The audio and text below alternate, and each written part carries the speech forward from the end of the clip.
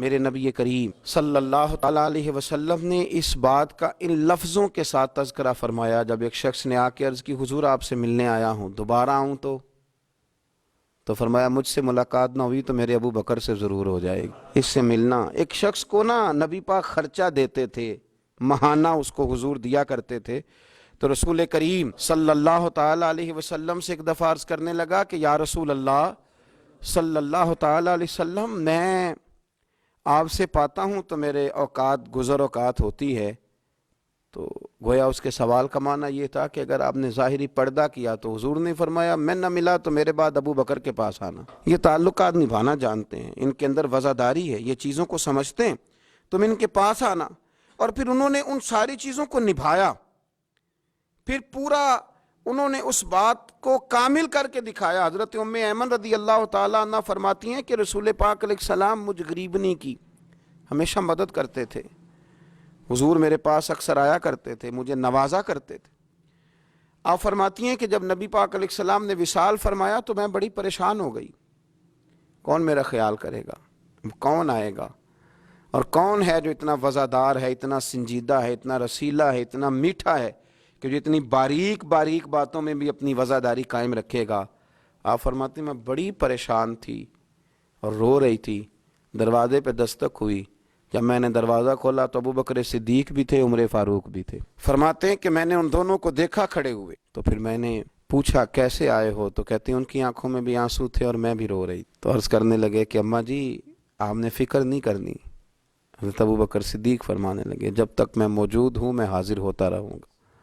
آپ کو فکر کرنے کی کوئی ضرورت نہیں، جب تک میں ہوں میں ہوں۔ انہی ان کے اخلاق پر، انہی تعلیمات پر، یہی ان کی وزاداری تھی کہ جس پر میرے رسول پاک علیہ السلام نے فرمایا نماز میرے ابو بکر ہی پڑھائیں گے۔ حضور جب علیل ہوئے ظاہری طور پر تو فرمایا نماز ابو بکر صدیق پڑھ۔ اچھا مزے کی بات، لوگوں نے حضرت مولا علی شیر خدا سے سوال کیا تو حضرت علی کی جو باتیں ہوتی تھی وہ صرف علم نہیں ہوتا تھا، ساتھ حکمت اور دانائی بھی بڑی تگڑی ہوتی تھی۔ جب حضرت سیدنا علی المرتضیٰ شیر خدا کرم اللہ تعالی وجہہ الکریم سے یہ سوال پوچھا گیا نا کہ آپ نے حضرت ابو بکر صدیق کو کیوں خلیفہ بنایا، آپ نے حضور کی مسند پر انہیں کس طرح بٹھایا، تو حضرت علی المرتضیٰ شیر خدا رضی اللہ تعالیٰ عنہ کرم اللہ تعالی وجہہ الکریم فرمانے لگے نبی کریم نے انہیں مصلی دیا تھا، حضور نے انہیں منبر دیا تھا۔ تو ہمارے ذہن میں یہ بات آئی جسے نبی پاک نے ہمارے دین کے لیے پسند کیا ہم اپنی دنیا کے لیے بھی اسی کو نہ پسند کر لیں، جسے حضور نے ہمارے دین کے لیے پسند کیا، جس شخصیت کو، جس کی قابلیت کو، جس کی وفاداری کو نبی پاک علیہ الصلوۃ والسلام نے ہمارے دین کے لیے چنا،